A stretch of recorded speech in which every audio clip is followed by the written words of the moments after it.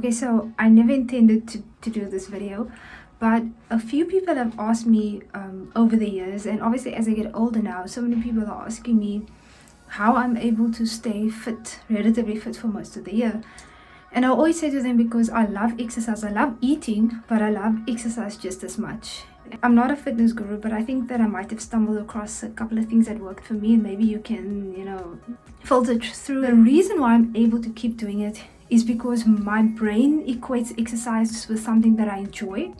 And obviously that's one of the main reasons why a lot of people say they're not fit, is because they don't really like exercising. One of the reasons why people actually don't enjoy exercise is because they've done one or a number of things when they were introduced to fitness that lingered as a bad memory, and so now obviously they associate fitness as something that's not fun, that causes your body to be sore, and that makes you want to puke.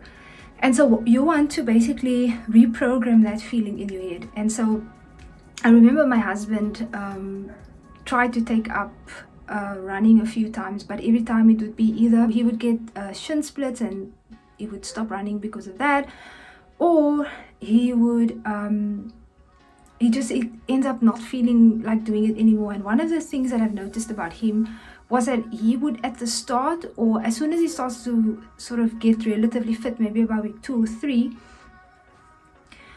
he would start to push himself a little too hard, to the point where he goes, tongue out, and like, I feel like I want to puke. He's smiling, but he says, I'm done now. And what you're doing is you're creating, so your brain remembers your overall feeling of the thing, but it especially remembers the end part. And if you felt like throwing up towards the end, or you have sore muscles for 2 weeks or anything like that, your brain is going to remember that this is the thing that hurts me.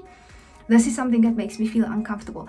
So what you want to do, you want to first make your body crave more of this exercise. So if you intended to, for example, take a 20-minute walk,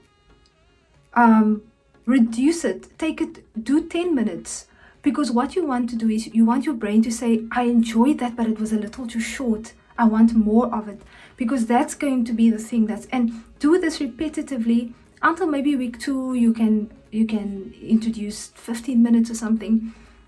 But I noticed, especially at the start, either people push themselves too hard at the start, and so they quit within the first week, or people get to a moderate level of fitness, they get so excited that they're fit, then they start pushing themselves too much, and then obviously they start to quit. So wait until this becomes a habit to you before you, I'm saying it again, I'm not trying to demotivate people from pushing themselves. That has to happen, but maybe not at the start. Maybe you start to develop good habits first. You start to make it something, you first reprogram your brain so that it associates fitness with something that you enjoy, and then you start pushing it.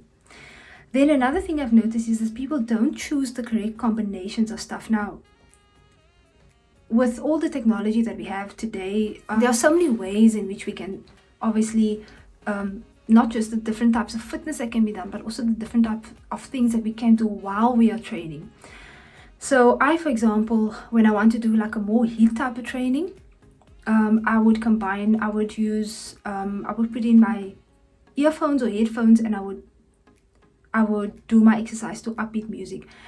But one of the main things that I do is I love listening to motivational content, and I love listening to podcasts. So those are usually the things that I have in my ears while exercising, so that I don't even notice the time going past. So you might need to find the correct combination of things that you can do, whether it's you and nature, you exercise in nature, you exercise with a group of people, you exercise with your favorite music, you exercise with an audio book, but find a combination that also makes the exercise. And that's also one of the things that kind of brings variety to what you're doing, because sometimes I get tired of the music with it, then I would swap it out, for example, like I said, with listening to books, and that might spice it up for you as well. Then another thing I've noticed is that people don't pick an exercise that they really enjoy. I don't like running, I don't like cycling, my husband likes that. So I've gone through quite a few exercise videos and types of exercises, and the one thing that I found that I actually consistently enjoy doing. And how you know that you enjoy it is even when you're tired, you actually feel like doing it. I know that sounds like, to somebody who doesn't like fitness, that sounds like I could never get there, but you can. For me, I bought a mini trampoline, and I find that that's something that I can enjoy for hours. I actually have to take myself off of it and say enough. So you need to find something that you enjoy.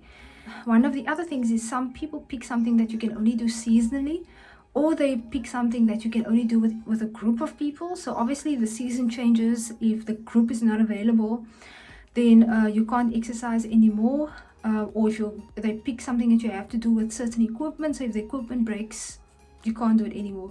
So you might need to find a few different exercises that you can do, so that if the season changes, you have another backup for winter, for example, when you maybe can't run when it's snowing and storming outside. And that obviously brings me to, you can't pick exercises. I mean, you can, but I'm saying that you're going to have to think of a backup for if you pick an exercise that you have to do with other people, you need to have something that you can also do when you're alone. And you need to pick something that you know that you won't have an excuse for. Like, for example, early mornings. You like to exercise early in the morning, but it requires, you're very noisy in the morning.